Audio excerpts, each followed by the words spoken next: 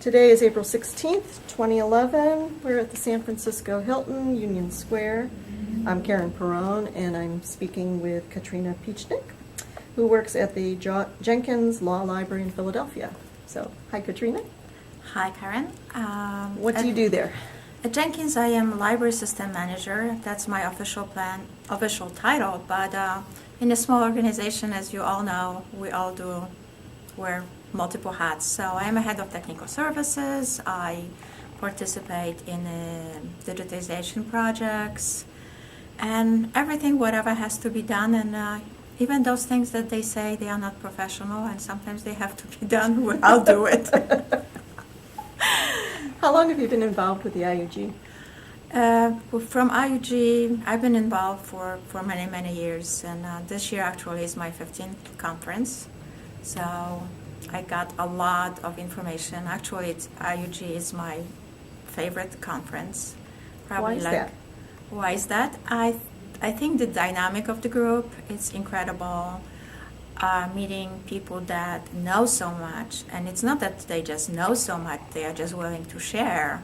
That's the best of the group. And sort of like later getting on to the listserv and following up. I mean, the dynamic and willingness, and I think the loyalty to the system and having things run smoother and better, I think it's everybody's goal in this whole organization. So you get a lot of stimulation while here, and coming back to the library later on, it helps.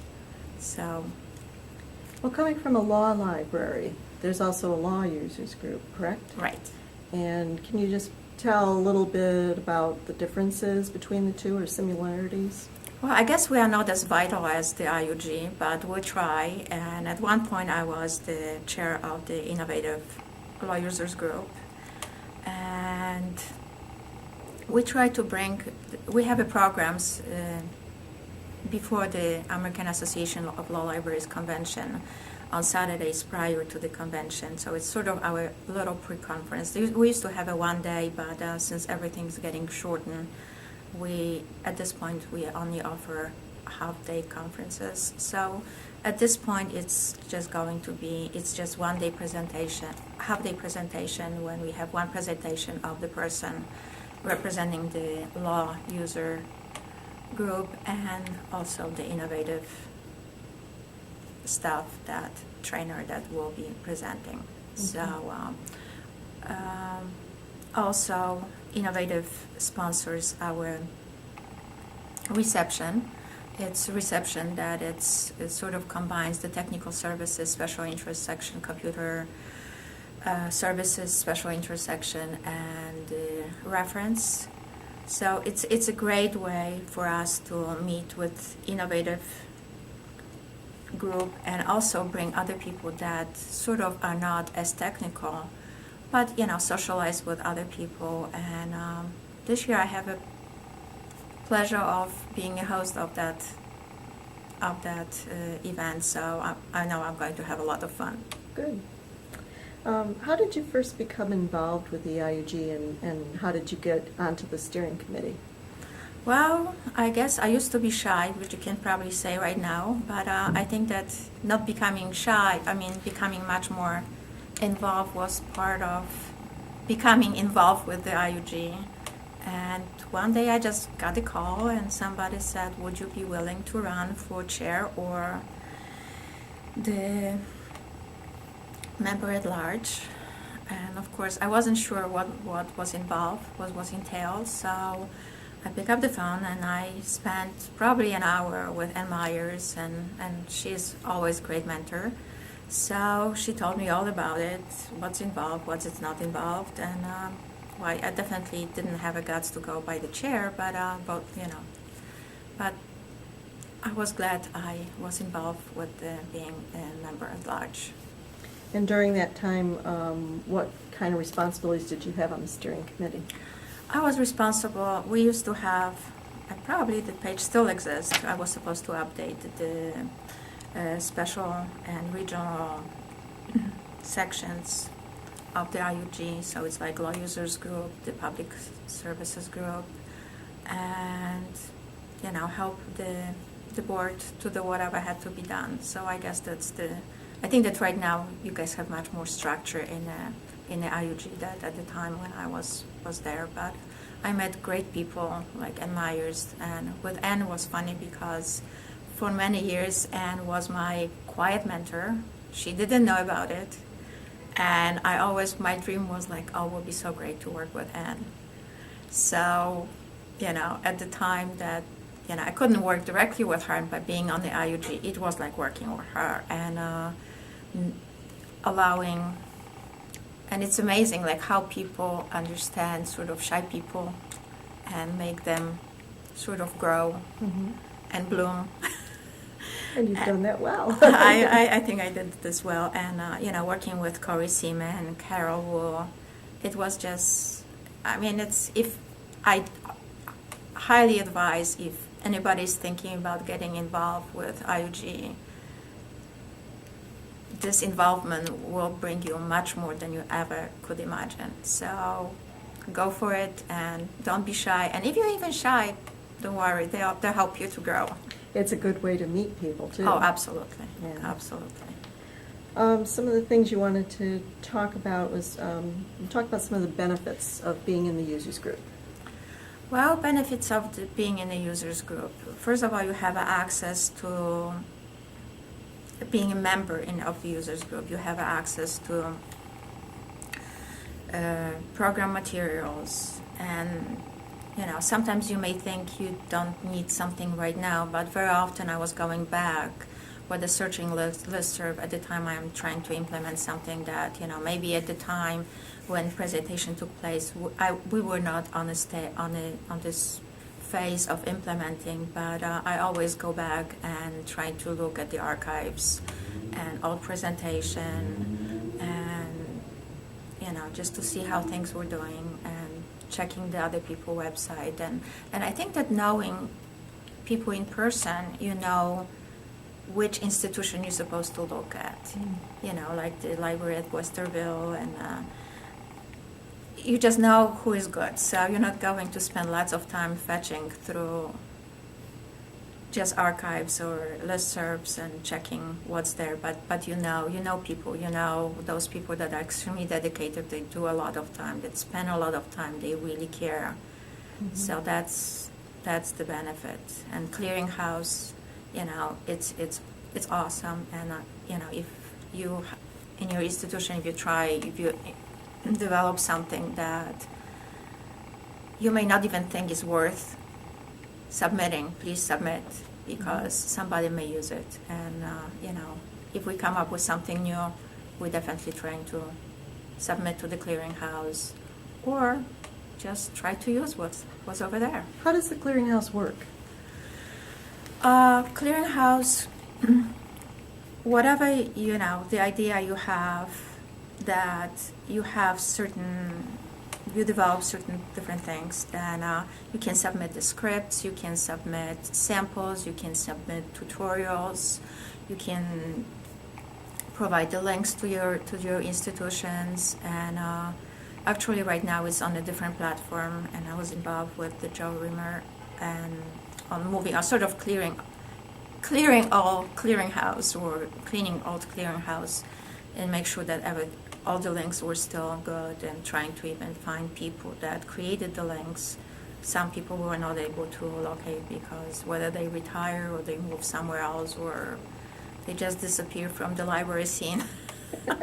So for some reason, but it's an absolutely great source. I use some scripts, and you don't have to discover things from the beginning. It's just you can build on something that is already there. Are the actual materials on the clearinghouse, or is it just links to other locations? Well, the scripts might be, I think it's a combination that, some people will put on their website, and I think that for them it's probably easier. So they provide the link because they have more flexibility of updating those links. And right now it's really nice, if you know that somebody created something, you can search. And very often, like for example, at one point I was submitting the script that was written in my library, but two people were working on it. So I felt really bad that we could only have at the clearinghouse just one person. So right now you can have multiple people listed that contributed to the project. I guess everybody wants to have this little piece of certification that they were listed. And if you submit something for your people that work in your organization, just make sure that you print something for them and give it back so they know it's there. Their name is somewhere. And it works awesome. So you've been to 15 conferences. Right. Do you have a memorable experience that you want to share? Oh my gosh. Every conference is very memorable, and I think the Santa Clara was really, really cool. Okay. I remember for me was like, I think that definitely was my first exposure to the West Coast. So having reception with those huge, heaters and Karen and other people playing. I don't know whether it was the first time with the debut of the musical IUG group. So that was really special, and so I guess the first things are really like, it's not that, I was to Oakland, but I think the Santa Clara, for some reason, it was totally different. And okay. Let's see. Why do you think the IUG has thrived during the past 19 years? Why why you guys thrive? First of all, it's the dedication and hardworking people that organize this. Everything, it's always, you guys make sure that everything runs extremely smoothly. The amount of work that goes in organizing this conference is incredible. I think you just try to pick the best presentation, best people, picking the best location, sort of having rehearsal, you guys come much earlier. So, and the amount of knowledge that we get back is just incredible. It's incredible. I don't think that any other conference gave me as much as the IUG. It's very practical, and definitely I benefited through the years. What kind of changes have you seen in the group since the first conference that you attended? Well, I think that people are much more silly. Now or then? Now. I think that it's much lower key. Like even this year, I was like listening to people, and there is much more laughter in the presentation. Doesn't mean that people are goofy. It's just sort of the style change. I think that people are much more relaxed. People now that, and we have a lot of people that presented previously, and I never heard from anybody complaints about the speakers, because one day could be you. So why would you complain about somebody saying not maybe doing things right? But it's just the amount of knowledge and energy, it's really, I think that's what drives the IUG, and dedication. You think the group's still relevant? Absolutely. And that would be because? Well, things do change. Different things, different skills are needed. Products are developing. And I think in many instances, even when innovative develops the product, sometimes they don't think how the things might be used in a different library. Mm-hmm. So here comes the people creativity, institutional creativity, and sharing the creativity with other people. It's a great thing, because it's one product, but it's used in so many different ways in a different organization. So I think it's an eye opener. You go back and you think like, oh, this is really cool, And when you think that one thing is cool, allows you to be more open and say, wow, maybe I can do something cooler than the hats.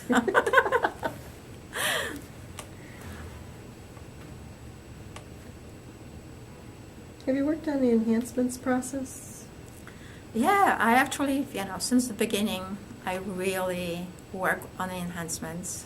I'm not the functional expert, but I am the one that sort of, if I see something is not working, I definitely submit to the enhancement. Do you think it's working well, or are there any changes that you'd like to see? I think it works well, Mm-hmm. and I think that probably right now, since you guys doing this electronically, it's definitely easier versus like years ago. And in my institution, I'm trying to involve everybody. So as soon as the first day you announcing that the ballot is ready, I print it out, I route through all the group of people in my institutions that are using Innovative, and not necessarily using the module. I encourage them not to use just the module, not to vote for the enhancement or choose things that directly, for the module that they directly are using, but to look through all of them, because they may have totally different perspective. And, a couple days before the ballot is due, just fetch it back and see what people want, and then I have the last word. So it makes me feel so important. That's the nice thing about being the coordinator. I know, it's really nice. If you were to suggest one thing for the IUG to help them make the group or their programs or whatever work better, what would that be? I don't think that you guys can have things better. Well, I know everybody's going virtual, but I don't think that's one thing I definitely would not suggest, because meeting in person is totally different. I know we could have webinars, but I think meeting people in person, it adds on a lot. And even seeing people that post a lot to the listserv and putting their face finally with, oh, this is the so-and-so, it's really great. So that's definitely, I would say, I don't have a suggestion what to make better, but please don't go that way. So as we finish up here, is there anything else that you'd like to just tell us about, or maybe the knitting birds of a feather, or anything along those lines? Well, I try knitting birds of a feather, but this conference is too short. Everybody knits while we listen. So that wasn't that fortunate, because, but it was a good idea to have it for a little bit, and there's not enough time in our life to knit instead of going somewhere else and meet people and do things. But I am really glad that Innovative Users Group flourished for so many years, and I wish the best 20 and more years. Sounds great. Thank you so much, Katrina. Thank you, Karen.